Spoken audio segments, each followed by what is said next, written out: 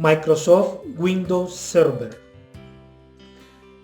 la línea de sistema operativo de Microsoft destinados para servidores. Windows Server acaba de cumplir 30 años, lo cual el 27 de julio de este presente año 2023 ha tenido el 30 aniversario, el aniversario número 30. No vayan a pensar que la primera versión es similar a las versiones actuales. Las versiones o las primeras versiones de Windows Server, que anteriormente se llamaba Windows NT, eran totalmente diferentes a lo que conocemos ahora de Windows Server.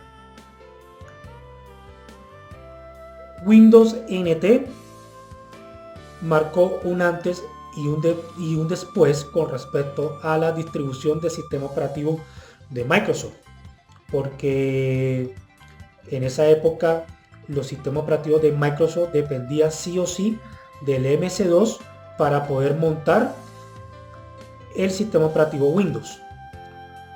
Pero Windows NT se vale por sí solo porque primero el núcleo es NT, como lo llama el sistema operativo, y es un sistema que no depende ni de DOS, y es la primera versión de Microsoft con una arquitectura nativa de 32 bits. La primera versión de Windows Server se llamó Windows NT 3.1 con la edición Advanced Server, porque acordémonos que Windows NT la primera versión fue la 3.1, que tuvo sus ediciones para Workstation o estaciones de trabajo, y la versión para servidor. Posteriormente empezaron a lanzar Windows 3.5, Windows 3.51 con sus respectivas ediciones para servidor y para Workstation.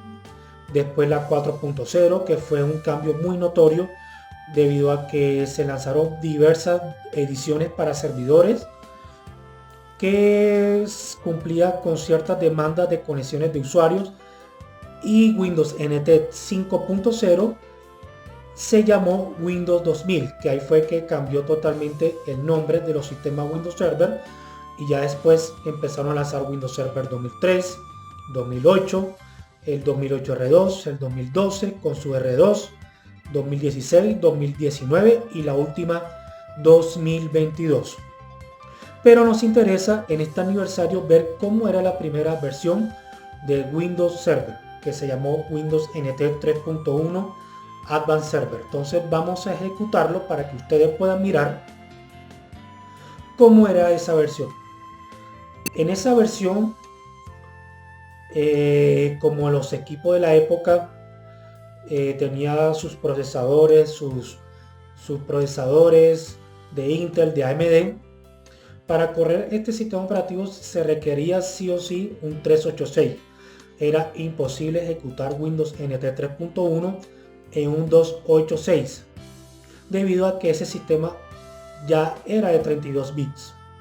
Entonces necesitábamos un Intel o AMD 386 con al menos para ejecutar correctamente el Advanced Server 8 MB de RAM. Y eso que con 8 megas va totalmente justo. Así que al menos con 16 megas, con 32 megas era suficiente para los servidores de la época, y ya tenía ciertas herramientas de administración que se asimilan o se asemeja más bien a lo que administramos actualmente en las versiones actualizadas de Windows Server. Entonces esta es la interfaz inicial de Windows NT 3.1 Advanced Server, que fue la primera versión de Windows Server. Como nos damos cuenta, la interfaz comparte con la versión Windows 3.1 o Windows 3.11 de la época, y aquí en herramientas administrativas, aquí vemos el administrador de servidor, que bueno, se abre un panel, bueno, porque ahí todavía no tengo instalado ciertas funcionalidades, que ahí podemos administrar el servidor. Y aquí en usuarios y dominios, que aquí fue el primer concepto de los usuarios en dominio o servicios de directorio. ¿sí? Que ya a partir del Windows 2000 se llamó se llamó directorio activo o Active Directory, ¿sí? Pero aquí en NT se podía crear los usuarios con este dominio, que ese dominio se establece durante la instalación de este sistema, y aquí van creando los usuarios, ¿listo? Que cada usuario pues se puede crear o puede establecer ciertos atributos de horas, perfiles, ¿sí? Ya en este sistema operativo podría también trabajar con recursos compartidos de carpetas. Y bueno, en el transcurso vamos viendo cómo transcurrían las versiones de Windows Server para ver un poco de historia de este sistema operativo.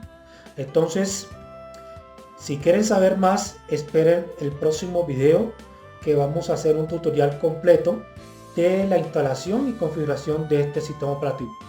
Muchas gracias.